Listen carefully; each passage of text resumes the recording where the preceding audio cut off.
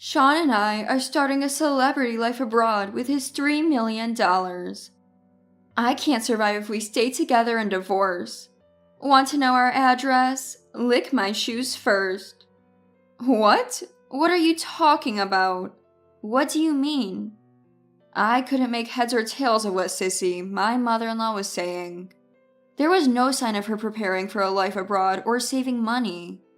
So, as I was saying, Sean got his hands on $3 million. We're set for a lavish life overseas, just the two of us. Why would my husband Sean go abroad? And what's this about $3 million? Why are you so curious? Well, if you're that desperate to know, maybe if you lick my shoes and beg, I might tell you. What kind of thing is that to say? Where's Sean? We're living the high life with Sean's $3 million. You're no longer needed. I was stunned by Sissy's words. How could Shauna suddenly acquire $3 million and live luxuriously abroad? And Sissy talks about it so frivolously, as if I were an outsider. My heart was filled with anger and anxiety, but I needed to stay calm and understand the situation. How on earth did Sean come into such a fortune? Could that $3 million possibly be? I'm Mariah. I work as a manager at a major IT company. I met Sean in the same department and was drawn to his bright personality, leading to our marriage. In the beginning, Sean's parents warmly welcomed me. Our daughter Rothy is now 14. I grew up in poverty with parents who were a bad influence. Having faced tough times, I'm committed to raising Rothy with deep love, balancing work and home life. But then, Sean was assigned to a project in a remote area and had to go there alone. I'm worried about living with Rothy without you. It's tough managing work, household, and Rothy. I've got an idea. Let's have Mom come over to help with chores and childcare. That might be a relief. That's how I agreed to live with Sissy. Mom, when will Dad come back? Rothy asked. He'll be in the countryside for a while. But don't worry, Grandma is coming to stay with us. And so Sissy moved into our house. Little did I know that this decision would become my biggest regret. You're working late again today. This is why women who don't care about their families are... As soon as I returned home from work, Sissy's words hit me like a dagger. Sissy, I have a job too, and I'm taking care of Rothy. I retorted, but Sissy was unconvinced. In my younger days, family was everything. The thought of working outside was unimaginable. Then, on a day Rothy brought home good grades, Sissy said, It would have been impossible with just you. It's all thanks to me. What's your purpose even? Aren't you unnecessary? Despite me teaching Rothy most of her language and math, and Sissy only helping with home economics homework, when I slightly messed up the seasoning in a dish, Sissy criticized, Your homemaking skills, especially cooking, need work.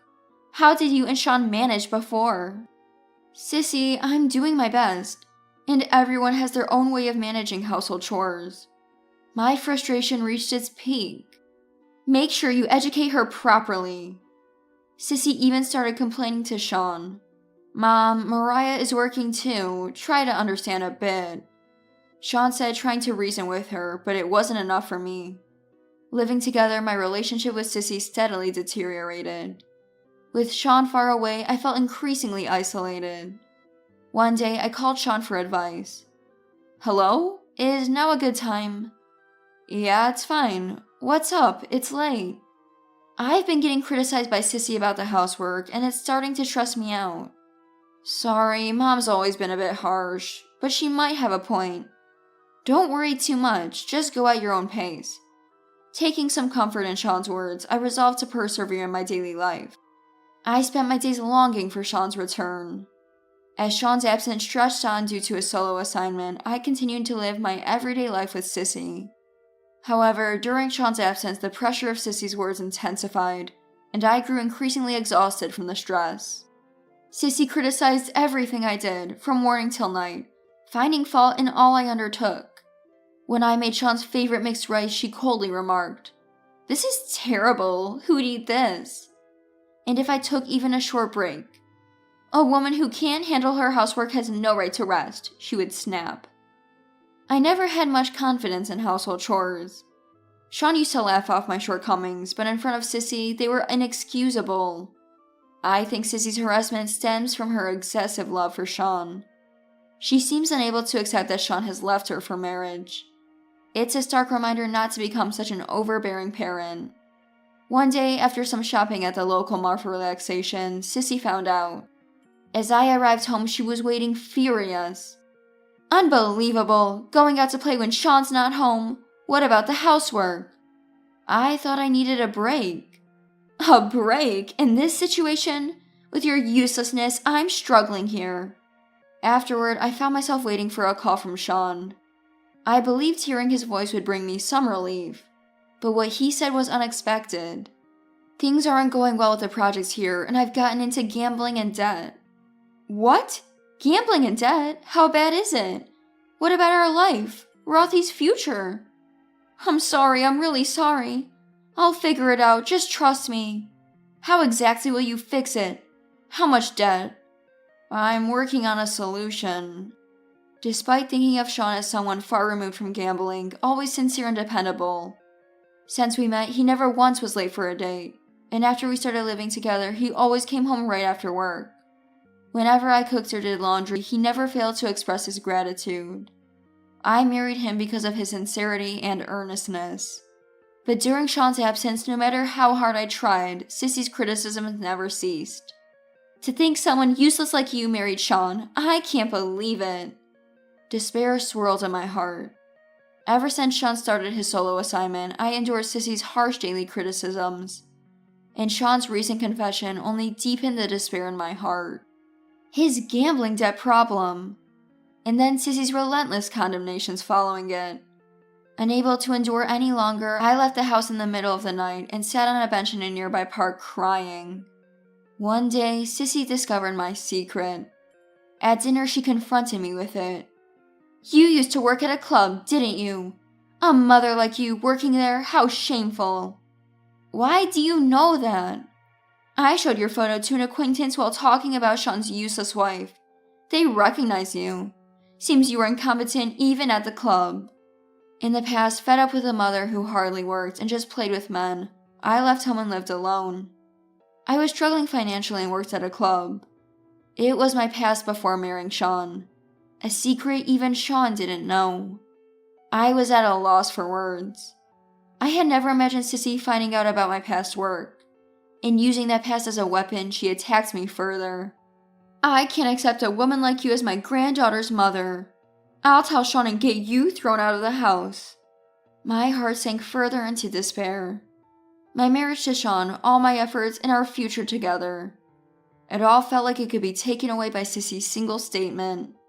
Contact from Sean became even more infrequent. I feared that doubts and mistrust were growing in Sean's heart towards me. One night, I reflected on my life in my room, meeting and marrying Sean. The current situation and the endless condemnations and attacks from Sissy. I felt I couldn't take it anymore. I'm at my limit. Muttering this, I left the room and walked into the night. The night streets were as dark and lonely as the despair in my heart. Sissy's words echoed in my mind. My past, my secret, and my present, all targeted by Sissy's criticism. I sat on a bench in a park late at night, looking up at the sky. There were no stars in sight. My heart was equally shrouded in darkness. Suddenly, someone approached. Mom, you're here? Rothy sat next to me, holding my hand. Mom, don't worry about Grandma. You're working hard in an IT company. It's proof of your struggle to live. Thank you, but maybe Grandma has a point. Mom, Grandma is trapped in old values. In this era, no matter what job you've done, you should be proud of it. I'm proud that you worked at a club. Really? Yeah, because you've always worked hard for our family, no matter the difficulties. Don't be swayed by Grandma's words. Rothy's words warmed my heart and tears fell. Mom, you're working hard in IT now. That's impressive enough. No matter what Grandma says, I'm on your side. I was filled with gratitude for Rothy. Her support gave me new hope that I could overcome any difficulty. I took a deep breath in front of the pile of documents in Sean's study. Carefully reviewing each one, I began to unravel Sean's secrets. Bank statements, credit card bills, loan contracts. The details of Sean's financial transactions gradually became clear. Why did it come to this? Receipts from gambling venues kept appearing. Horse racing, pachinko, casinos. Thinking about how much money Sean had spent on these made my heart ache. Next, I turned on Sean's computer. The password was his birthday, reversed. Hale's mailbox was filled with urgent emails from financial institutions and messages from friends demanding repayment. There were also many advertisements from gambling sites. I decided to calculate the total amount Sean had gambled away. The result was a staggering $3 million, far beyond my expectation. Confronted with this sum, I momentarily panicked. But there was no time to despair. I began to plan securing funds for our living expenses. I calculated the expected amount from selling valuable household items in my savings, plus what I could save from my salary. I continued my investigation, which financial institution Sean borrowed from and how much. To get details, I contacted banks and obtained credit information in Sean's name, working tirelessly every day. A few days later, I had a plan. I devised a way to repay Sean's debts and started preparing for a life without relying on Sissy. Leveraging my IT experience, I decided to take on freelance projects. A few days later, I created a portfolio and registered on a freelance job website. Soon after, I received my first client request. This would help with our living expenses. In between work, I reviewed our household budget. I canceled unnecessary subscriptions, cut wasteful spending, and researched budget-friendly recipes. I successfully reduced our daily food expenses. Following tips from local mom friends, I tried selling at a community flea market. Selling my branded items and unused appliances, I made a decent income. Weeks later, my freelance activities were going well, and I felt the stability in my income. My bank account now had enough to cover our living expenses. When I got home, Sissy's belongings were gone. At the same moment, my phone rang. It was Sissy. "Are you home already? Did you see our stuff?" "What do you want?" "Sean and I are starting a celebrity life abroad with his $3 million. We can't live here if we divorce. Want to know our address? Lick my shoes first." I couldn't help but laugh. Actually, that $3 million is debt. Stop joking. Sean couldn't possibly have that much debt. It's hard to believe, but it's true. In Sean's study drawer, there are transaction records and contracts from banks and financial institutions, credit card bills, and his PC has urgent emails and messages about gambling. If you don't believe me, check for yourself. That's a lie. It's the result of Sean getting into gambling. Horse racing, pachinko, casinos. Adding it all up, it's $3 million. I just sent you photos on WhatsApp as proof. Take a look. I had no idea about this. He probably didn't want you to know. But the fact remains. I was thinking about how to handle this huge debt, but I guess I don't have to worry about it now, do I? Sissy stayed silent for a moment, then sighed. I had no idea. I don't know what to say. I hung up without saying anything. I resolved to start a new life. Shocked by Sean and Sissy's actions, but now I have no choice but to move forward for Rothy and myself. Later, Sean called. I'm sorry. Really sorry. His voice was quieter than I'd ever heard, almost crushed. But his voice did not quell my anger. How did it come to this? Because of you, our family is falling apart.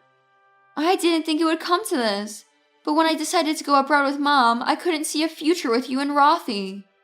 I was dumbfounded by his words. Couldn't see a future? Your carelessness and lack of planning brought our family to this. I know, but it's too late now. I have a promise with Mom. A promise? At the cost of Rothy's future for your own paradise? Sean was silent for a while. Did you really love our family? I did, but now... His voice trailed off, and I heard him crying. Don't hurt us anymore. Rothy and I will live on our own. I'll forget about you. Sean didn't respond. I could only hear his crying on the other end. I gently hung up. The reason Sissy mistook assets for debt was a sudden $3 million bill that arrived at home. She mistook the bill for a lottery win. They pursued their dream of moving abroad, with Sissy bringing the idea to Sean. Sean, unaware of Sissy's misunderstanding, thought starting a new life abroad could be an escape for his debt problems, so he accepted the proposal. Mistaking a bill for a lottery win notice. I then started looking for a lawyer, harboring my anger towards Sean. I began preparations for a divorce, claiming compensation and child support. This marked the start of a new life. A life for me and Rothy, independent of Sean and Sissy. I consulted with a lawyer about the divorce settlement and child support claims. During this time, Rothy and I spent a lot of time together, and she became my strong supporter. She understood my decision and chose to stay with me. Hearing her words, I felt rewarded for the hard times I endured with Sean and Sissy, and tears welled up. Meanwhile, Sissy and Sean struggled with their life abroad. They faced continuous problems due to poor preparation and financial issues. After being robbed, they lost their funds and faced further difficulties due to the language barrier. Eventually, they were deported as illegal immigrants. I then had a discussion with Sean through the lawyer. The divorce is finalized. You'll be paying the compensation and child support in one lump sum, right? Thank you. Now I can finally start a new life. But in one lump sum? Maybe in installments. If you couldn't afford it, you shouldn't have agreed in the first place. I insist on a lump sum.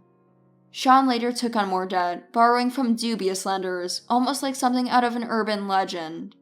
His whereabouts afterward are uncertain, but that's not my concern. After canceling her rental and being robbed of all her savings, Sissy was forced into homelessness upon returning to the United States. Rothy and I started our new life. Life wasn't easy, but freed from Sean and Sissy, we were able to look forward to the future with optimism. I want to live happily with Rothy, who saved me from rock bottom, working together in cooperation.